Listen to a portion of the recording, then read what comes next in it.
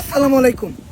আপনারা যারা দেশের বিভিন্ন জায়গা থেকে নোয়াখালী, ফেনী, কুমিল্লা, লক্ষ্মীপুরে বন্যা ট্যুর দিতে আসতেছেন, বড় ট্রাক নিয়া, অনেক মানুষ নিয়া, সাথে মেয়ে নিয়া, আমি দোয়া করি আল্লাহ তাআলা যাতে তাদের বন্যা ট্যুর সফল করুক। এই কথাটা বলার কারণ হলো আজকে আমি নিজে আই উইটনেস।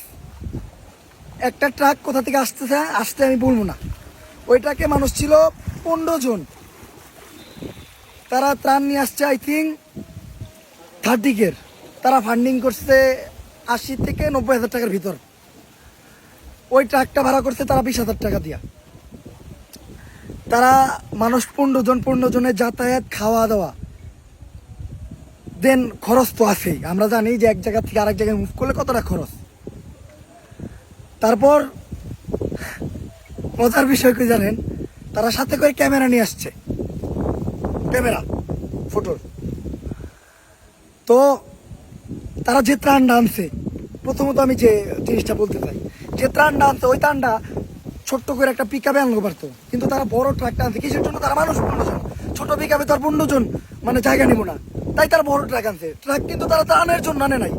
এত বড় ট্রাক ভাড়া করছে, টাকাটাও বেশি গেছে। ওই টাকাটাকে তাদের নিজের না, ফান্ডিং করছে। তারা নিজের টাকা দিয়ে যাতায়াত করে আসেন, আইসা পিকনিক করেন, বন্যা ট্যুর করেন, এই কত পারেন।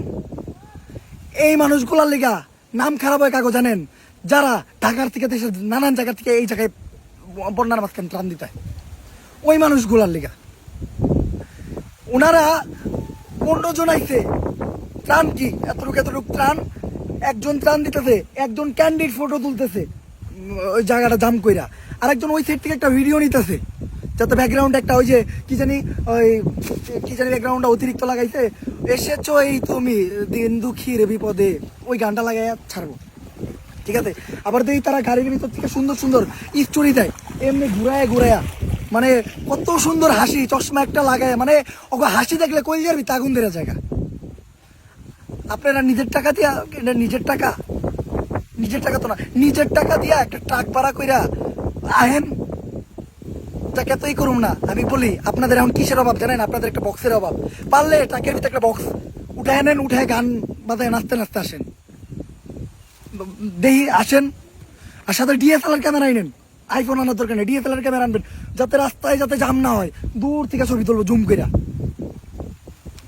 আপনারা আমাকে অপমানিত করতেছেন, এখন আমাকে লজ্জা করে। কারণ এখন নানান জায়গায় যে আমাকে এটা শুনতে হয় যে এরা আইসে নাটক করতে, ভাই একজন ত্রাণ দিতেছে, 5 জন ছবি তুলতেছে, আমার নিজের চোখে দেয় আজকে। এরা ট্রাকের উপরে হই হই হই হই হই হই করে দিতেছে, আমার নিজের চোখে, আমি আই উইটনেস। মানুষ আমাকে কিসের জন্য বকবো না? আর আপনারা দোষ দেন বন্যাতদের যে আমরা তাদের ত্রাণ দিতে যাই, তারা আমাগুলোকে বাজে ব্যবহার করে। কি লেগে করবো না আপনাগুলোকে বাজে ব্যবহার? এগুলা করছেই তো কিছু মানুষ। আজকে আমরা যারা অপমানিত করছে কিছু মানুষ। ভাই আজকে ফেরিতে 4 দিন। এখন আমি আছি কোন জায়গায় দাদা? এটা চিরুনিয়া। আমরা ওই সাইডটা কভার করে এই সাইড আসছি। এই যে শার্টটা দিলেন, 4 দিনে একটা শার্ট, সাথে যত জামা কাপড় আনছি না সব ভিজে গেছে। কোনো দোকান খোলা না যে একটা জামা কিনু। এই শার্টটা কি আমার? এই শার্টটা আমার না, এই শার্টটা হলো আমার এক বন্ধুর, ও দিছে। কারণ আমার ওই ভিজা জামা কাপড় পরা দেখতে পারতেছিল না। গলার অবস্থা দেখছেন? আমি আবার মাপতে এনে, আমার কথা যদি কারো বুঝতে সমস্যা হয়, গলা ভেঙে গেছে খালি মানুষের লোকে চিল্লাইতে। আর এই জায়গায় আমাকে শুনতে হয় শুধু কিছু মানুষের জন্য, তা আমরা নাটক করতে হয় শুধু কিছু মানুষের জন্য। ভাই আপনারা ঘরে বইয়া থাকেন, হ্যাঁ, নাইলে যদি পিকনিক করেন, পিকনিক করতে আহেন, এনে